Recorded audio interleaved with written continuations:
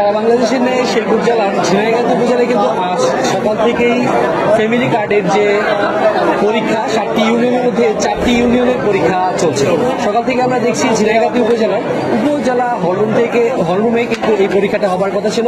আমরা যেমনটি দেখেছি ঝিনাইগাতি উপজেলার 7টি ইউনিয়নের মধ্যে 4টি ইউনিয়ন পরীক্ষা দিচ্ছে, তার মধ্যে ঝিনাইগাতি সদর, মালসিকান্দা ইউনিয়ন, ধানশাল ইউনিয়ন এবং কাংশা ইউনিয়ন। প্রত্যেকটি ইউনিয়ন থেকেই এই পরীক্ষার ক্যান্ডিডেট যারা আছে তারা পরীক্ষা দিতে এসেছেন এবং তাদের নির্ধারিত সময় আমরা সকাল থেকে দেখেছি। কাংশা ইউনিয়নের পরীক্ষার মাধ্যমে কিন্তু এই পরীক্ষাটি শুরু হয়, পর্যায়ক্রমে ধানশাল, মালসিকান্দা, তারপর হচ্ছে ঝিনাইগাতি সদর। প্রত্যেকটি ইউনিয়ন থেকে আসা ক্যান্ডিডেট তারা পরীক্ষা দিচ্ছেন।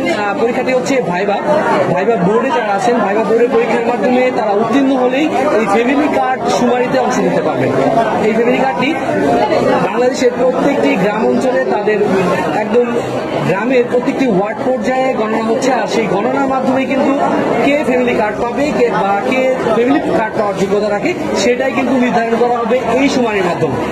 আমি আতিকুর রহমান খান সবসময় চেষ্টা করি ঝিনাইগাতি উপজেলার সর্বশেষ আপডেট দেওয়ার জন্য, ঝিনাইগাতি উপজেলার সবশেষ তথ্য দেওয়ার জন্য।